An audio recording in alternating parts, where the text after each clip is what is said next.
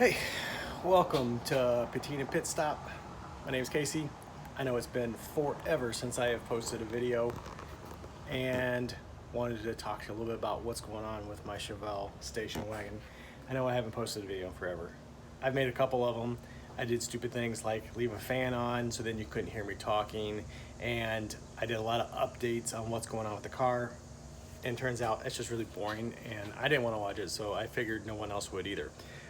So what's going on today is the station wagon. I have replaced the rear end. The stock 10 bolt is replaced with a 12 bolt 410 gear, which will help a lot. This thing getting rolling. I drag raced it about 2 years ago almost, and it ran mid 14s.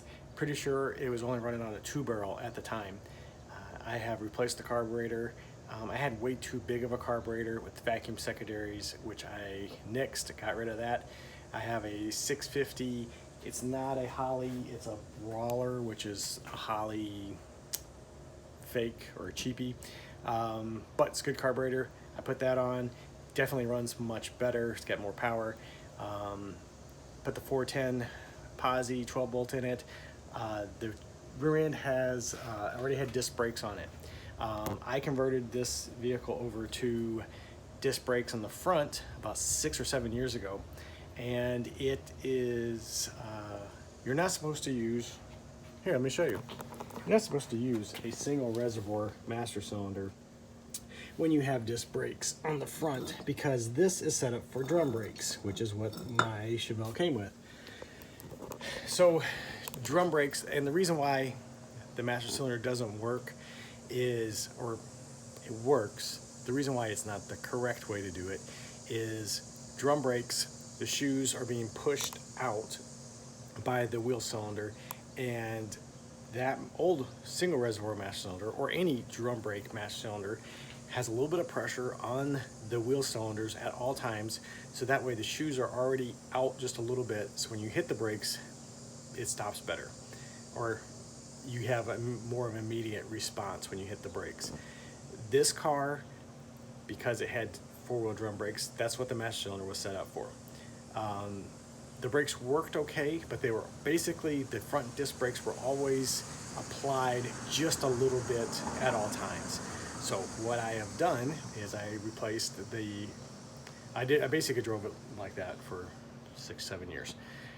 Now that I have 4-wheel disc brakes, that master cylinder was not happy, did not act right, felt goofy, and I knew it was something I needed to change. So in the past couple of days, weeks, I've been working on replacing the master cylinder. That master cylinder is from a mid-60s Corvette. Nice thing about the Corvettes in those years, they had 4-wheel disc brakes, so that master cylinder is set up for 4-wheel disc brakes, which now I have. And this is a non-power disc brake setup, non-power master cylinder, which obviously you can see I do not have disc brakes, or I do not have power brakes on this wagon. So the other thing I did while I was there is I installed a line lock. So that's what I'm going to be working on right now. My brake lines, because the top goes down to a smaller size and then goes down to there. And I know some people are going to watch this and say, I don't have a proportioning valve. I don't. When I drive it here in a little bit, we'll see how that works.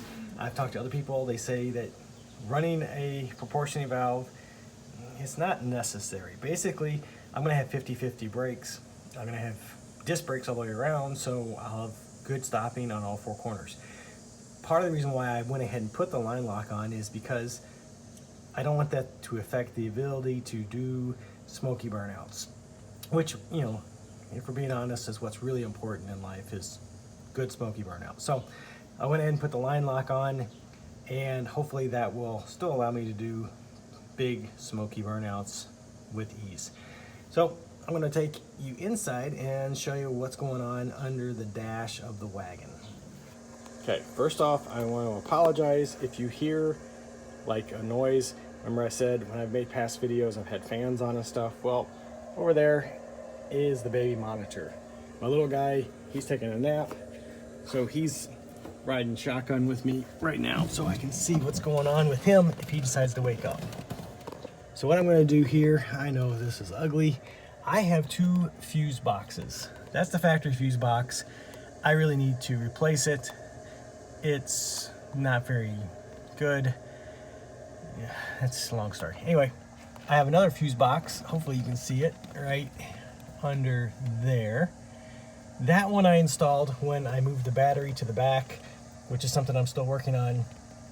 And that gives me an extra place to pull power from. That's what I'm going to hook up my line lock power wires to. Here are the 2 wires running through the firewall there.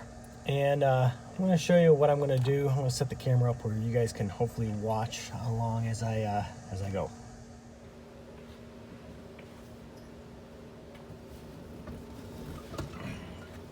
I tell you what, this video making thing is harder than it looks. So, first thing I'm going to do, which is probably not the right way to do it, is I'm going to install my toggle switch. Got me a standard on off. I don't know why it's got 3 prongs, but so I got the switch. Now, when you run a line lock, you're supposed to have a button. In my experience with the buttons, I haven't liked them because you got to either have a button on your shifter that you got to hold while you shift from first to second if you're going to do that kind of burnout. The buttons that come on the shifters never work right.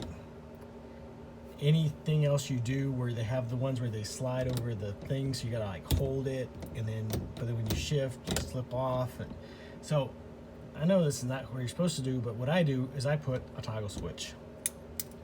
I thought about putting the toggle switch down here somewhere, mounting it, and I might do it later. But instead, I'm just gonna stab a hole right in the old dash of the 64 Chevelle station wagon here. And I'm gonna put it right about here. Because I figured I can pump the brakes, flip it on, start burnout. If I wanna hit second, third, I got an overdrive. I can go to 4th gear. And then when I get done making smoke, after I shift, I can just slap. Just do one of those things. Just slap it. Turn the switch off. So I'm gonna stab a hole right here in the old dash. Okay. And I reached behind there and made sure there was nothing back there that I'm stabbing into that's bad. All right. I'm going for the eyeball method. Oh, that went right in there. All right, so, and I'm going with the drill bit, small size, and then go up to the bigger size drill bit method.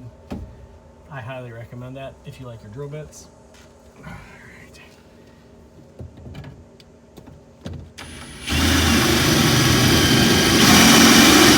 But that's loud.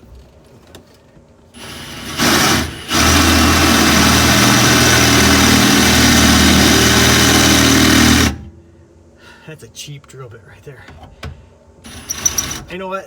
We're gonna go with the unibit here. Watch this. I'll be right back. I have 2 favorite kinds of drill bits: a new drill bit and a uni drill bit.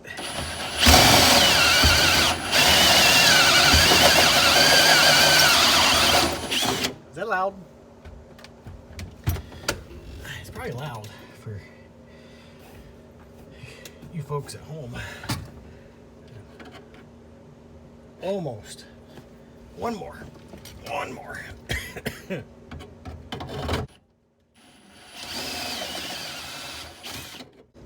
don't know if I went one or if I just went a half. Let's go one more.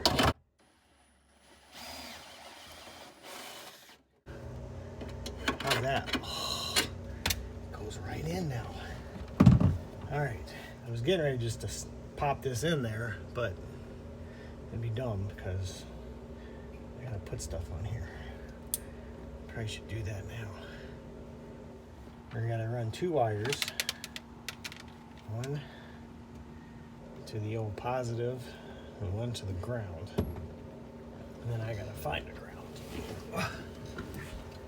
This is the really captivating part of the video.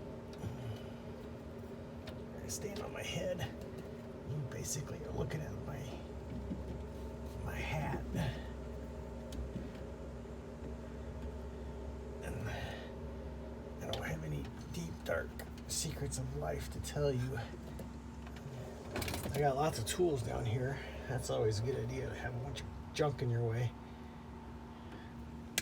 Cut those two. If you don't have one of these, I don't know if you can see it. This is one of those stripper thingies. I love this tool. Some guys don't like them. Most people they make no sense. They just like to do things the hard way. Which, why would you want to do it the hard way? Alright. Now I gotta go get the little thingies. Alright. So, I'm in the off position. And then this thing says this is power. Power is red. Oh boy, I need some more wires. I ain't doing this right. I gotta do better. The grounds, I can probably run that somewhere underneath here. So let's do that. Oh, my little guy's making noise already. Mama's shopping. Anyway, guys, so my little guy woke up. I had to go take care of him. And you will see in my next video kind of what happened after that. This video went a little too long for what I can do on YouTube. So I'm going to make it end here. And then to see the continuation of this line lock part 2, check out my next video. Thanks for watching, guys. I appreciate it. And make sure that you subscribe, leave a comment, let me know what you guys think. Thanks a lot. Bye.